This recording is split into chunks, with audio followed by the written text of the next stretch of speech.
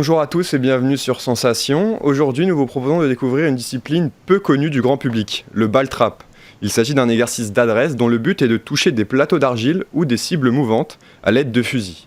Avec nous pour en parler aujourd'hui, je reçois Nicolas Lejeune. Bonjour. Bonjour. Alors vous avez 21 ans et avez grandi à Saint-Chéron dans l'Essonne. Alors 21 ans mais déjà un palmarès bien rempli dans le ball trap. Vous avez été double champion de France junior en 2017 et en 2018. Vous avez été également 7e à la Coupe du Monde Junior en 2018 et 5e au Championnat de France l'année dernière en 2019. Vous êtes également membre de l'équipe de France de ball trap. Alors cette discipline est divisée en 9 épreuves, dont 3 olympiques. Quelles sont-elles ?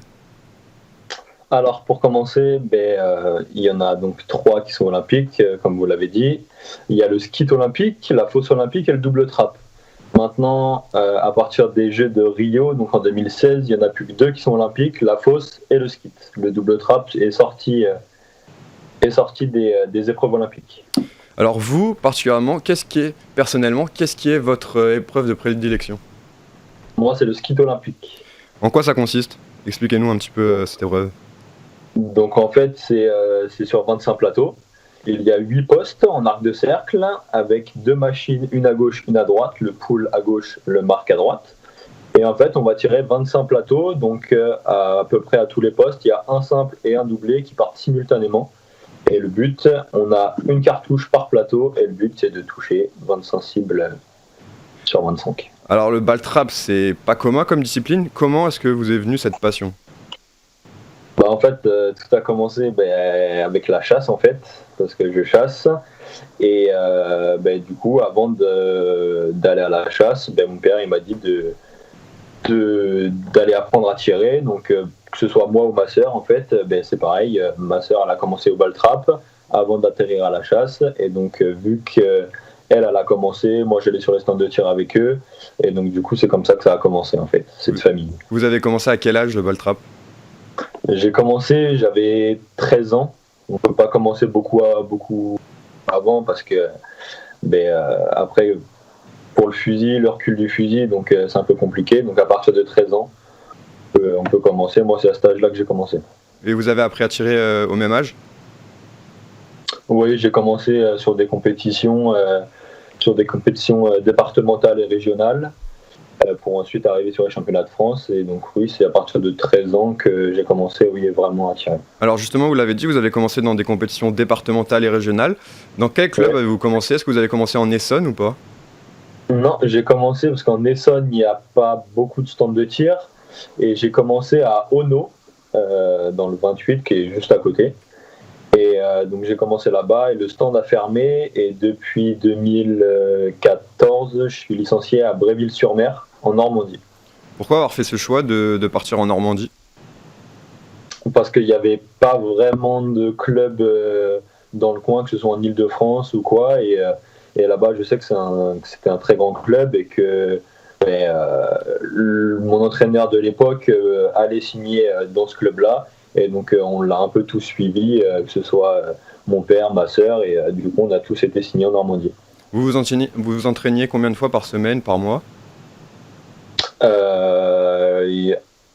Il y a quelques temps, je m'entraînais une fois par semaine, donc je pouvais y aller que le week-end, vu que je m'entraînais en Champagne-Ardenne, et donc ça faisait 2 heures aller, 2 heures retour, donc c'était un peu compliqué pour les entraînements.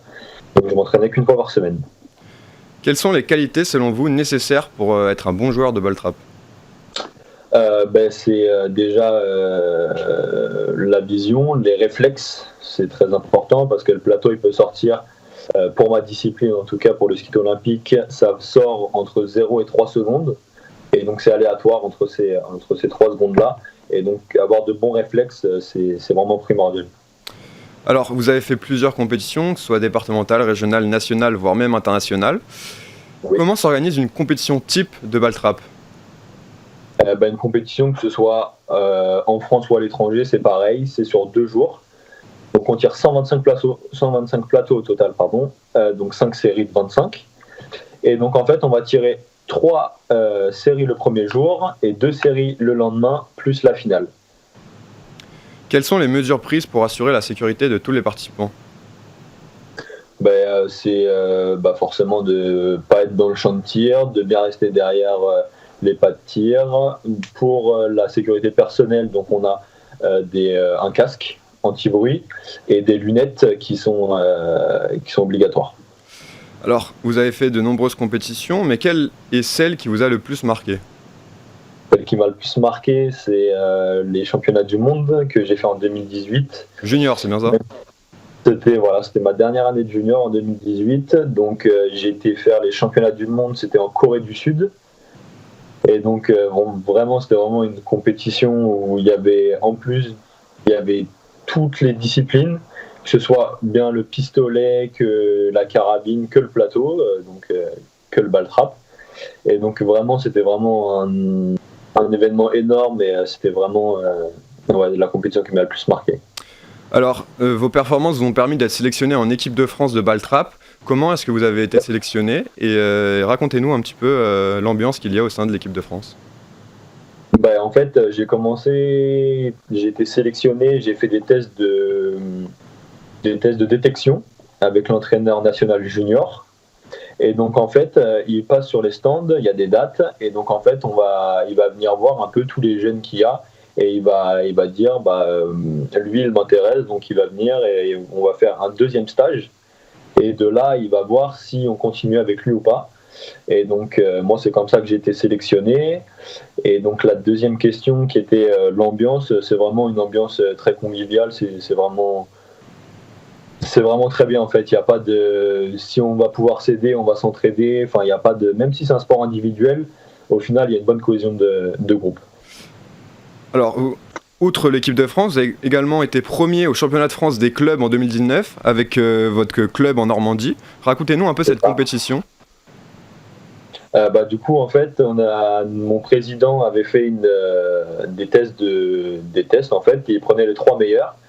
Donc sur 2 compétitions, il prenait le meilleur score. Donc il y a eu le président, qui est vraiment un athlète qui a été en équipe de France très longtemps. Ensuite, il a un petit peu arrêté pour le travail. Et là, il commence à revenir dans le circuit. Ensuite, il y a Eric Delaunay qui a été champion d'Europe et qui est qualifié pour les Jeux Olympiques. Et le 3e, c'était moi. Et donc en fait, c'était vraiment un moment magique parce que on gagne, en plus c'est en groupe, donc et c'est par duel. Donc en fait c'est des face à face. Le premier de notre équipe rencontrait le premier de la dernière équipe et ainsi de suite. Ça faisait un tableau en fait comme au foot. Et donc en fait, moi j'ai perdu mon duel, mais les 2 autres ils ont gagné en finale. Et donc c'est pour ça qu'on a été champion de France. C'est vraiment une cohésion de groupe. C'est vraiment très très bien. Donc le ball trap est aussi un sport d'équipe. Quel est votre programme pour la saison 2020-2021 ? Le programme pour la saison 2020-2021, du coup, vu que j'ai fait ma transition en senior il y a 2 ans, l'année dernière, j'aurais dû aller faire une Coupe du Monde en Inde, mais du coup, avec le coronavirus, on n'a pas pu. Donc, ça serait déjà de continuer à progresser et d'être resélectionné pour refaire une Coupe du Monde en 2021 et de rester dans l'équipe de France. Est-ce que les JO 2024 de Paris sont un de vos objectifs ? Oui, je m'entraîne pour ça. D'ailleurs, je suis descendu sur Bordeaux parce que le pôle tir est là-bas. Ça m'a facilité grandement mes entraînements. Et vraiment, c'est un objectif qui me tient à cœur et je vais tout faire pour. Alors, vous êtes sur Bordeaux actuellement, vous êtes également, outre le ball trap, vous êtes également coach sportif et vous proposez quelque chose d'un peu particulier, ce sont des séances ventouses. Qu'est-ce que c'est exactement ? C'est ça, c'est des séances de cupping que j'ai fait ici, j'ai fait ma formation ici, sur Paris, et après je suis descendu sur Bordeaux donc pour faire des séances. Et donc en fait, les ventouses, ça va être pour la récupération musculaire, pour les douleurs musculaires. J'ai fait ça d'abord pour moi, pour la récupération sur les compétitions, avant les compétitions, pour vraiment améliorer aussi ma qualité de tir. Et donc en fait je fais ça en plus sur les particuliers, donc ça m'amène une clientèle différente que le coaching sportif. Et donc les gens sont vachement curieux parce qu'ils connaissent pas vraiment les ventouses. Et donc, Merci Nicolas Lejeune d'avoir été avec nous sur Sensation. Je rappelle que vous êtes membre de l'équipe de France de Ball Trap, également coach sportif.